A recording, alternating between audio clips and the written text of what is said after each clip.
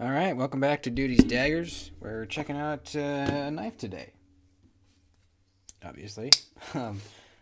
This is something I didn't buy. It was sent to me by my buddy Jason over at Knife Dope.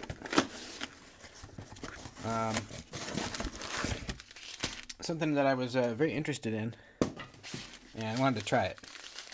So let's check her out. Please subscribe to the channel. Look down there, make sure that you are subscribed. And like the video, too.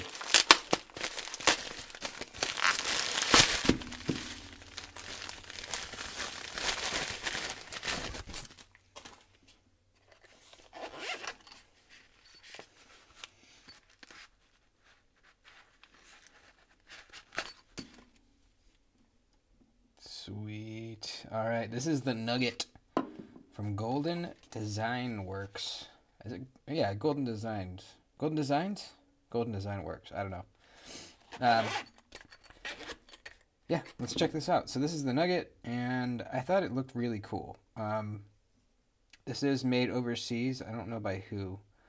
And I haven't really been into those kinds of knives recently, but this caught my eye as something that's a little different and kind of just unique. And that's something that I feel is lacking from a lot of overseas designs right now is uniqueness and just anything interesting in general. So let's flick this blade out. Yeah, that's cool. Isn't that just a cool design, man? I dig it. I really dig it. Ooh, smooth. Nice snappy detent. Oh yeah. I like it. Now the jimping wraps over the tip here. I wonder if I can front flip it.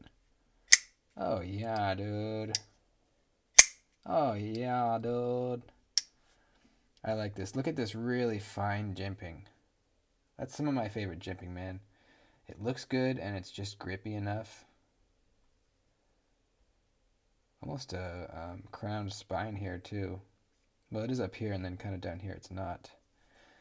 And you got the extra jimping up here, this little patch up on the spine for putting your thumb up here.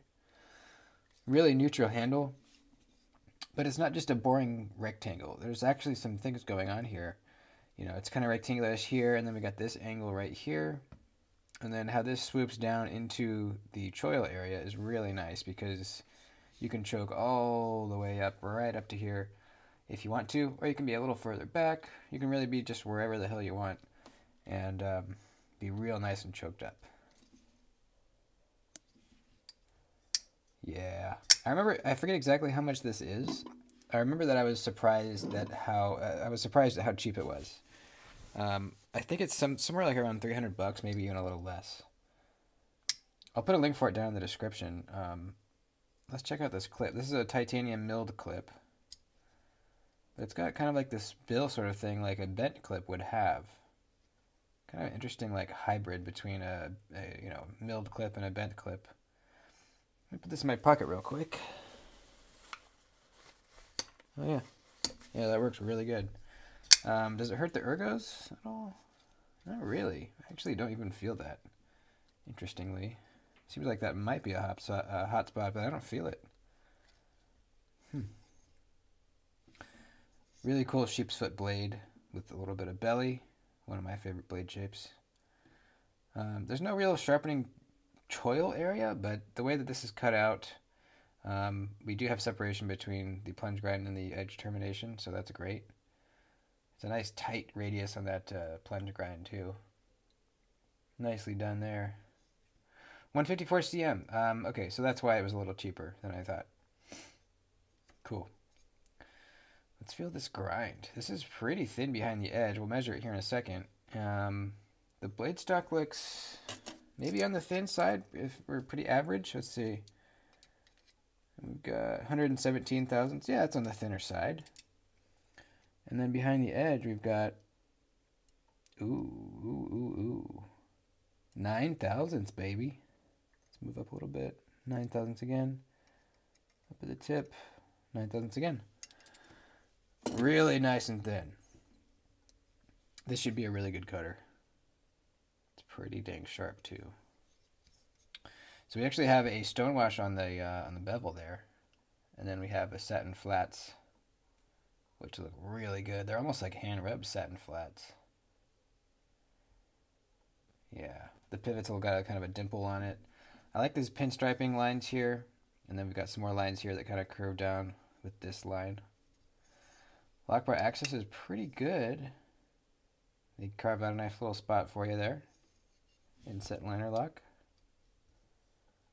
Real smooth. Great reverse flicker too off the thumb stud.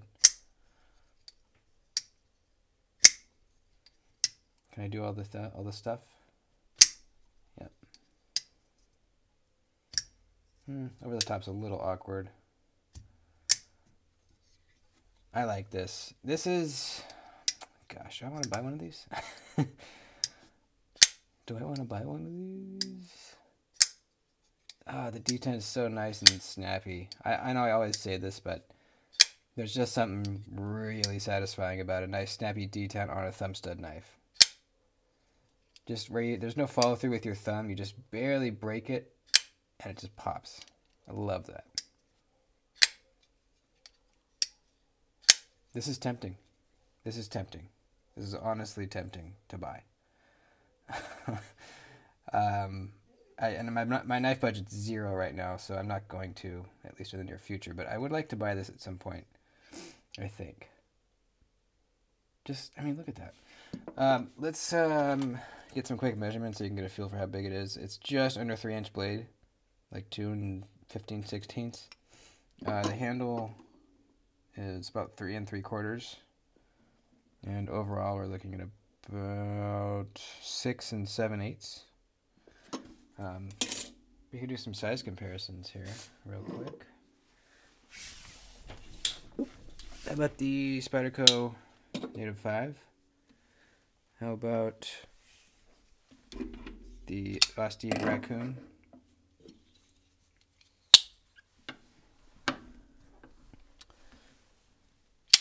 The Nightshade? The Acorn? I don't know why I'm doing a bunch of Bastilles right now, but it is what it is. How about one more? What do we want? What about the McNeese? Mac 2. It's a great size, man. You know, if you have really big hands, the handle might be a little small, but look, I'm all the way choked up. I got extra handle there. So I think this should fit a pretty wide variety of hands. Man, that's smooth. Rock solid. Yep, I like it. It's decided. I like it. I had a feeling I would just looking at the design, you know. But then when you get in hand and you see that all the other things are good too, like the D10, you know, the ergos, the smoothness, all those things put together, this is a pretty good knife. So there you go. Quick look at the Nugget. Hope you enjoyed. Please like the video. Before you head out, I'd appreciate it very much.